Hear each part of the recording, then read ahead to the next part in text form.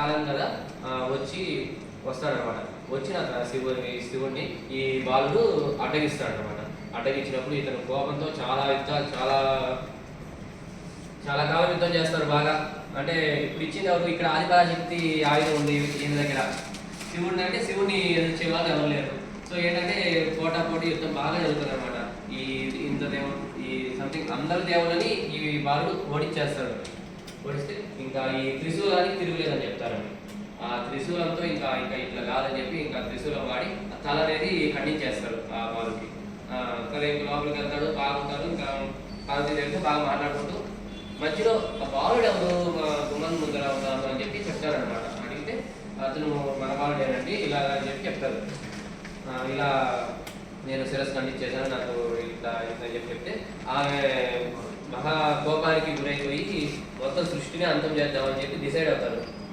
అప్పుడు ఏం చేస్తారంటే ఇంకా శివుడు ఏం చేస్తారంటే ఈ వాళ్ళ దేవగణాలు సంథింగ్ ఉంటారు కదా, వాళ్ళని మీరు వెళ్ళి ఉత్తర దిక్కున తలబెట్టి పడుకున్నటువంటి ఏ జంతువు జీవినైనా సరే తీసుకొని వచ్చేసేయండి అని చెప్పి చెప్తారనమాట.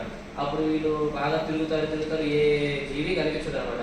ఇంకా లాస్ట్లో ఒక ఏనుగు పడుకొని ఉంటారు. అప్పుడు దాన్ని ఆ ఏనుగు శిరస్సుని ఖండించి తీసుకొని రావడం జరుగుతుంది. తీసుకొని వస్తే ఇంకా ఈ శివుడు ఏం చేస్తారు, ఈ అశ్విని పుత్రులు వీళ్ళు సంథింగ్ బ్రహ్మ వీళ్ళందరినీ పిలిపించి ఆ బాలుడికి ఆ మొండానికి స్నానం కృషి చేస్తారన్నమాట తీసుకొని వచ్చి. అలా ఈ వినాయకుడికి గజాననుడు అని పేరు వస్తుంది. అలా జరుగుతూ ఉండగా ఒకనాడు ఈ శివపార్వతులకి ఈ సుబ్రహ్మణ్యేశ్వర స్వామి జన్మిస్తారనమాట.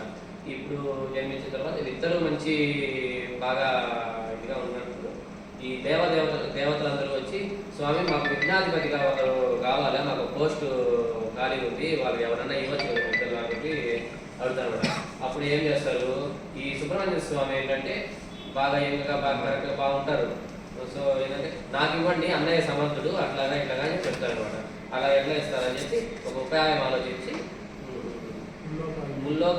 ముల్లోకాలు ఉండేటి నదులన్నిటిలో స్నానం చేసి ముక్కోటి దేవతలను దర్శనం చేసుకొని ఎవరైతే ముందు నా దగ్గరికి వస్తారో వారికే ఈ ఆధిపత్యాన్ని ఇస్తాము అని చెప్పి సుబ్రహ్మణ్యేశ్వరుడు చెప్తారు.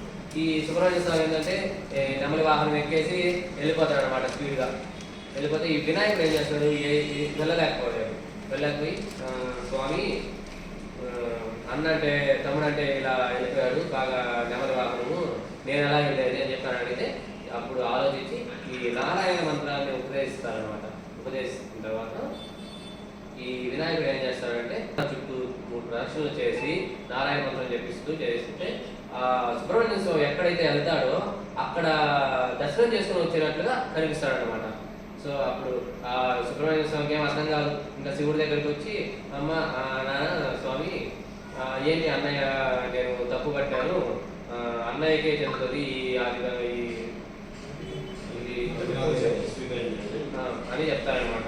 అప్పుడు వినాయకుడికి